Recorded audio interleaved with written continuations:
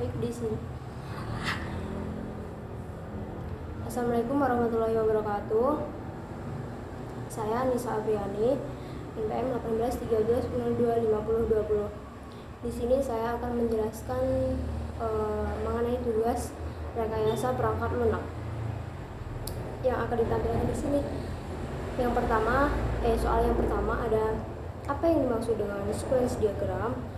Sequence diagram adalah alat komunikasi sistem analis dengan programmer menggambarkan alur proses bekerjanya software sekaligus dengan komposisi software akan seperti apa. Sequence diagram menunjukkan urutan kegiatan dan hubungan kelas. Setiap use case dapat membuat satu atau lebih diagram urutan. Selanjutnya, soalnya ada jelaskan apa saja komponen dari sequence diagram. Yang pertama itu ada aktor. Aktor merupakan merepresentasikan entitas yang berada di luar sistem dan berinteraksi dengan sistem. Mereka bisa berupa manusia, perangkat lunak, perangkat keras, ataupun sistem yang lain. Lifeline. Fungsi dari simbol ini adalah mengeksekusi objek selama sequence. Selanjutnya ada objek. Di objek ini terdapat boundary, control, dan entity. Selanjutnya ada activation, yaitu suatu titik di mana sebuah objek mulai berpartisipasi di dalam sebuah sequence yang menunjukkan kapan sebuah objek mengirim atau menerima objek. Yang selanjutnya ada message, berfungsi sebagai komunikasi antar objek yang menggambarkan aksi yang akan dilakukan. Message terjadi antara dua buah objek, di mana satu objek dan meminta objek untuk melakukan sesuatu. Dan yang terakhir itu ada object distraction. Soal selanjutnya ada jelaskan korelasi dari diagram-diagram yang sudah dipelajari sampai dengan sequence diagram. Nah, saya sudah mempelajari 4 diagram. Yang pertama itu ada use case diagram, class diagram, activity diagram, dan sequence diagram.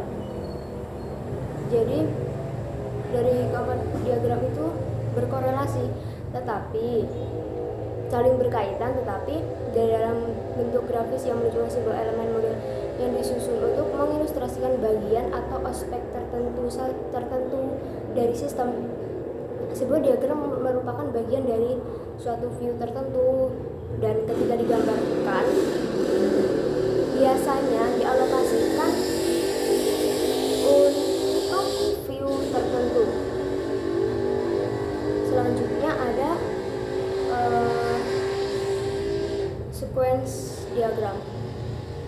Di sini tampilannya seperti ini. Sequence diagram mengirim uang. Saya akan sedikit menjelaskan mengenai sequence diagram mengirim uang. Nah, pada orang-orangan itu disebut aktor. Nah, di sini ada nasabah. Selanjutnya nasabah atau aktor ini berhubungan dengan sistem, saling berhubungan dengan sistem. Di sini sistemnya ada boundary menu utama, boundary menu pengiriman uang, control manager pengiriman uang, dan entity. Entity-nya di sini ada 3. Yang pertama ada account, pengirim, dan penerima. Selanjutnya nasabah, yang dilakukan pertama pada nasabah adalah pilih kirim uang, dan selanjutnya akan ditampilkan tuh pengiriman uangnya. Nah, selanjutnya nasabah memasukkan akun tujuan, dan akan ditampilkan validasi account dan mendapatkan get ID pada account, dan akan ditampilkan tuh hasilnya.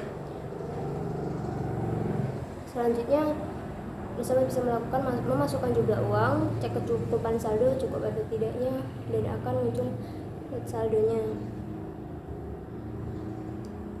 Dan pada menu panah itu bisa disebut dengan message, karena saling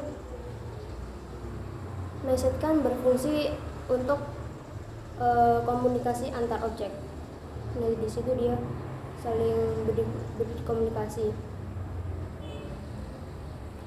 Nah, selanjutnya pada kota objek nasabah itu dan sistem menu dan kawan-kawannya itu memakai lifeline